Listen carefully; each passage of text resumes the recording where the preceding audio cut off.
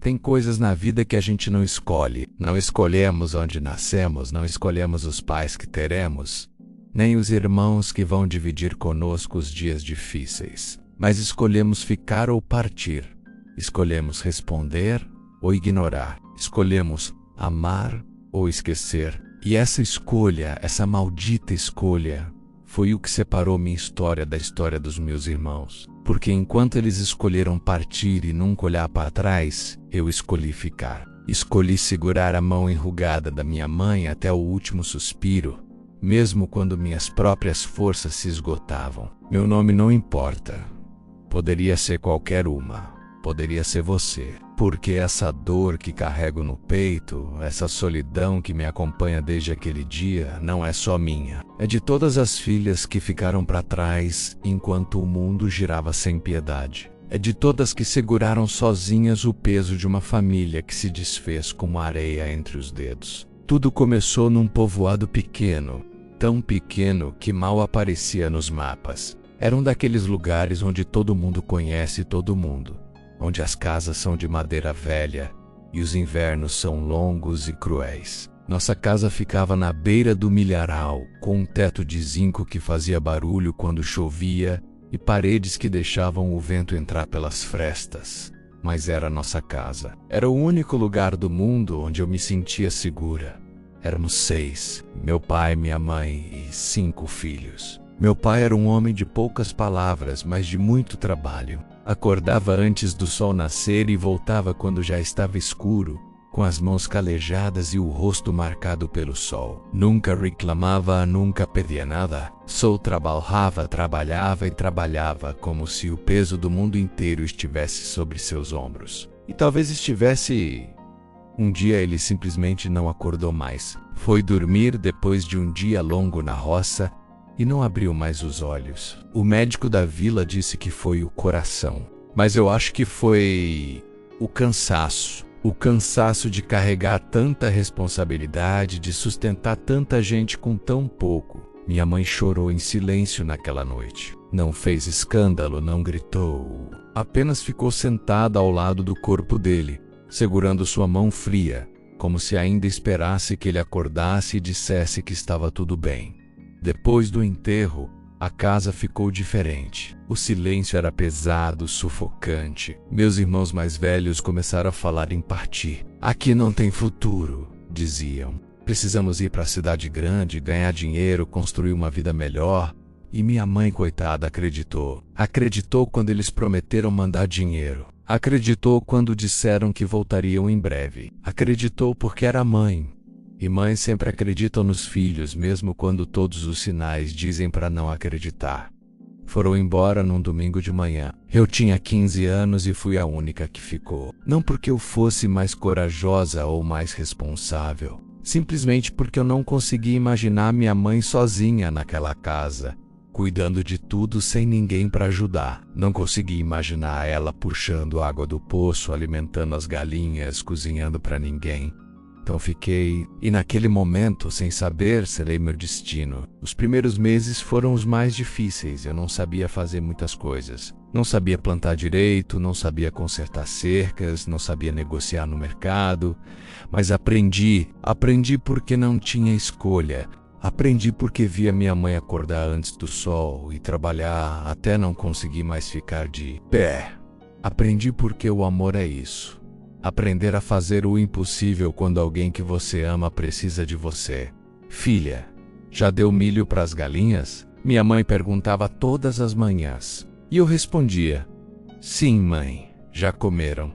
Depois era buscar água no poço. Esse maldito poço que parecia não ter fundo, que me fazia suar mesmo no inverno, que deixava minhas mãos em carne viva de tanto puxar a corda. Mas eu puxava todas as manhãs, todas as tardes. Puxava porque era isso que mantinha a gente viva. À noite, quando o trabalho terminava e minha mãe já estava deitada, eu me sentava à mesa com um papel e uma caneta e escrevia. Escrevia cartas para meus irmãos. Cartas longas, cheias de detalhes sobre como estávamos, sobre como a mãe tossia cada vez mais, sobre como o dinheiro estava acabando. Dobrava cada carta com cuidado como se fosse algo precioso e guardava numa caixa até o domingo. Aí os domingos, quando os vizinhos desciam para a vila, eu entregava as cartas e pedia que as levassem para a cidade grande, para a loja do Dom Ramon, de onde saíam todas as correspondências. E esperava semanas, meses, esperava uma resposta que nunca chegava. No começo eu pensava que talvez as cartas se perdessem no caminho. Depois pensei que talvez eles estivessem tão ocupados que não conseguiam responder. Mas com o tempo a verdade foi ficando clara como água. Eles simplesmente não se importavam. Tinham partido e esquecido de onde vieram. Esquecido de quem ficou para trás. Outra carta. A vizinha perguntava quando me via escrevendo entre as plantas de milho. Sim, senhora. Talvez desta vez eles respondam.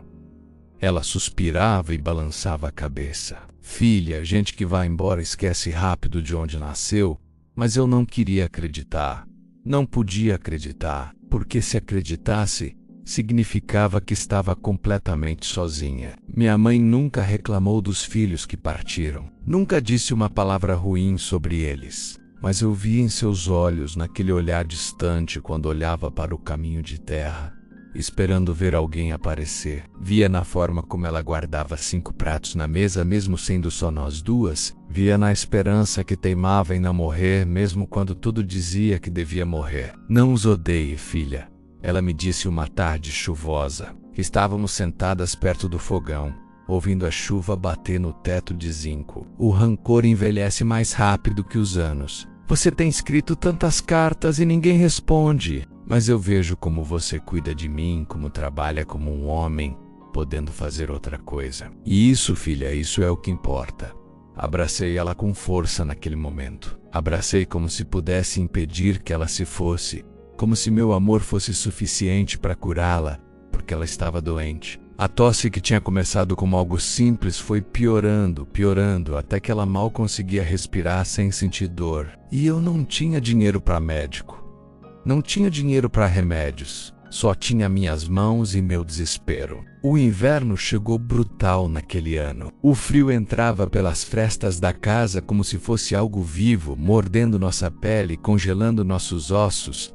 Hoje está mais frio que ontem, não está, mãe? Eu perguntava enquanto acendia o fogo. E ela, tremendo sob as cobertas velhas, respondia: o frio entra pelos meus ossos, filhinha. Até quando vou buscar água no poço, não consigo mais sentir os dedos. Tentei fazer de tudo para aquecê-la. Juntava a lenha durante horas, mantinha o fogo aceso dia e noite.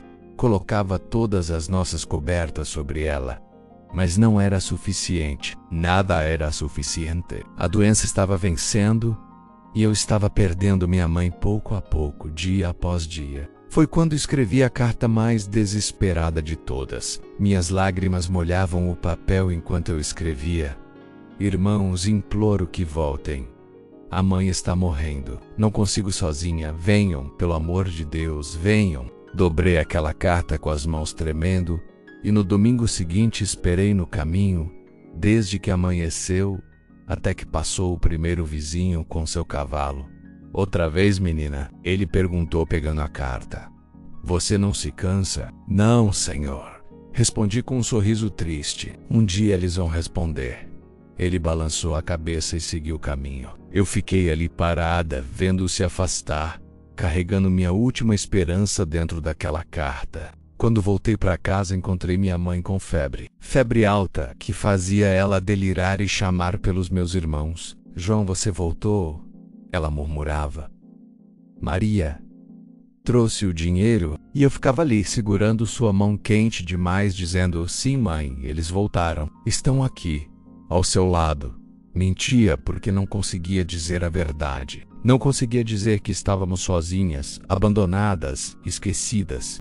Corri até a casa do curandeiro do povoado. Era um homem velho que morava além do milharal que as pessoas procuravam quando não tinham dinheiro para médico. Senhor, eu disse entre soluços, minha mãe está muito doente. Não tem forças nem para falar. Ele me olhou com compaixão. Tem como me pagar, menina? Não tenho dinheiro, mas em casa tenho galinhas. Vou dar elas. Mas por favor, salve minha mãe.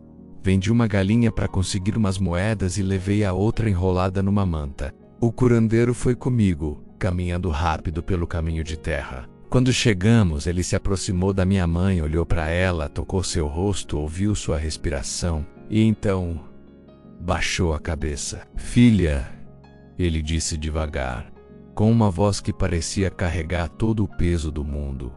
Sua mãe está prestes a partir. Não há erva nem reza que a salve agora. Cai do Jules. O chão estava frio, mas eu não sentia nada.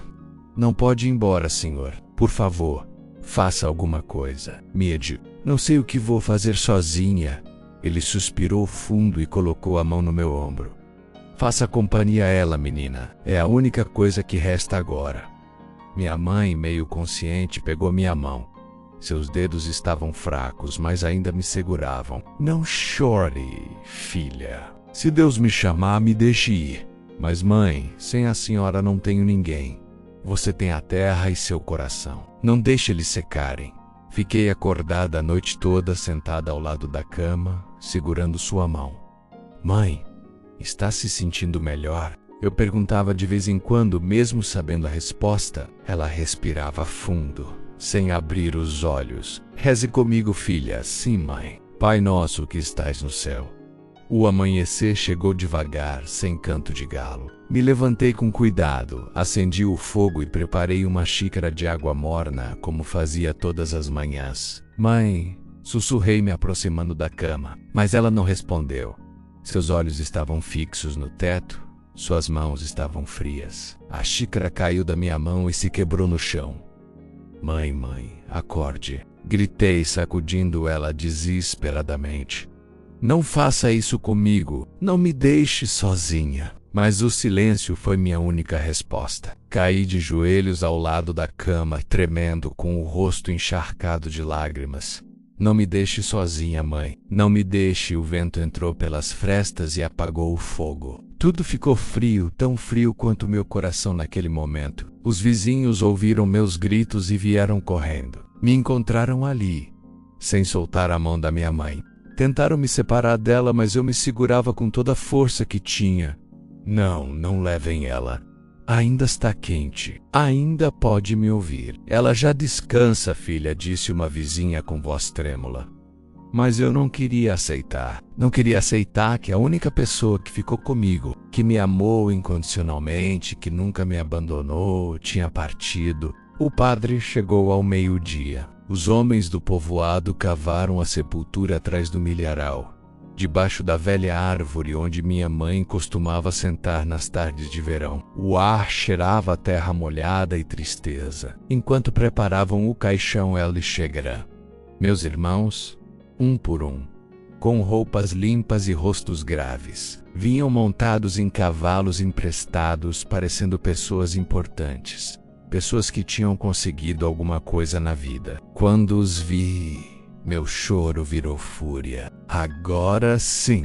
Gritei com uma raiva que nem sabia que tinha dentro de mim. Agora que ela não respira mais, agora vocês puderam ver. O mais velho baixou a cabeça. Irmãzinha, não fale assim. Soubemos da mãe e viemos assim que pudemos. Mentira! Tremi toda. Escrevi para vocês 1.000 vezes. Nenhuma palavra mandaram.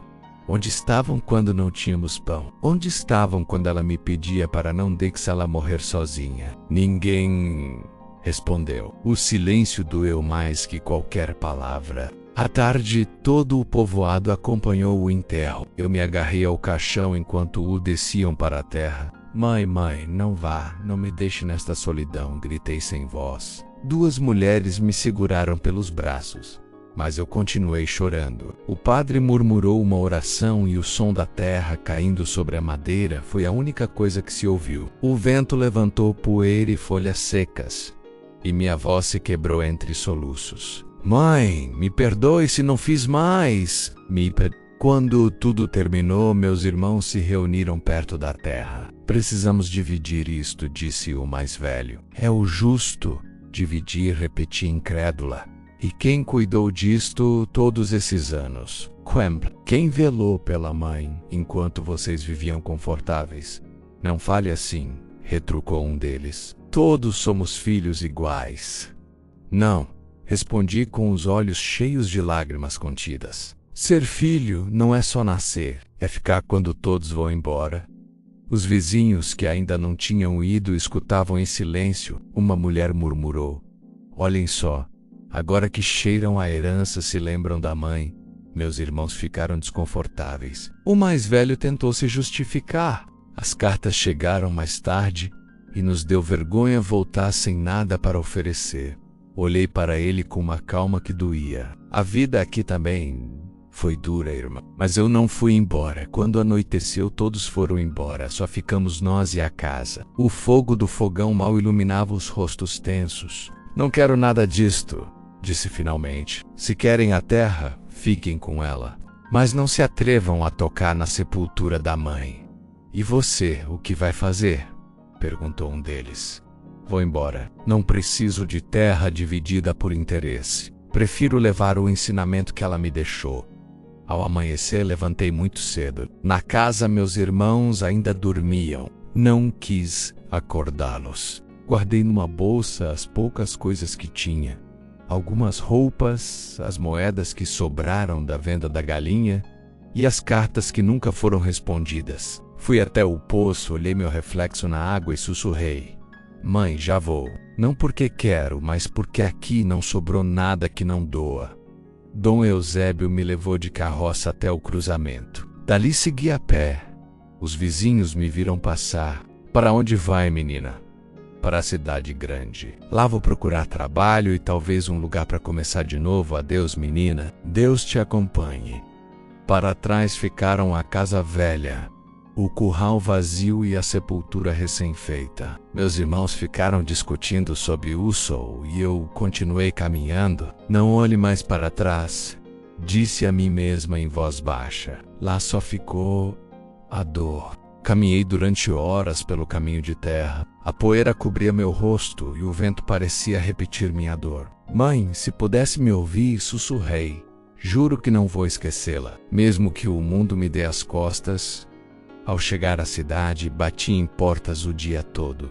Não precisa de ajuda, senhora? Perguntava uma e outra vez, mas todos respondiam igual. Não, menina, já temos alguém. Ninguém me conhecia.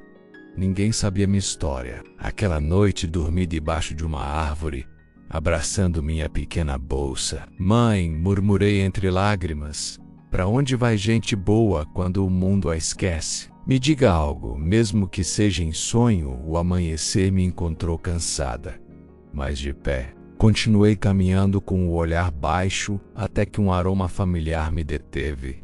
Tortilhas recém-feitas. Dentro de uma pequena tortilharia, uma mulher amassava sobre uma mesa de madeira. Senhora, disse com voz trêmula, não procura alguém para ajudar? Estou procurando trabalho. A mulher me olhou com olhos tranquilos. De onde você vem, filha? De longe, minha mãe acabou de morrer. Não tenho para onde ir. Ai, filha, suspirou. Eu também fiquei sozinha. Minhas filhas foram para o norte e aqui fiquei, amassando recordações. Fique comigo. Não tenho muito, mas tenho pão e teto. Desabei em choro. Obrigada. A senhora não sabe o quanto eu precisava ouvir isso. Anda, lave as mãos, disse ela com ternura. A chapa tá te esperando. Assim começou uma nova vida.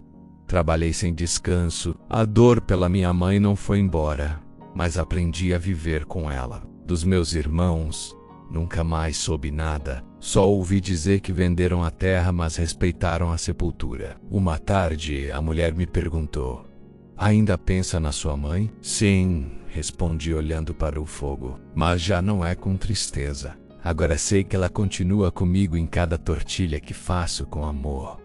O vento soprou suave, e entre o barulho da chapa, achei que ouvi uma voz dizendo: estou contigo, filha, sempre. E pela primeira vez em muito tempo sorri.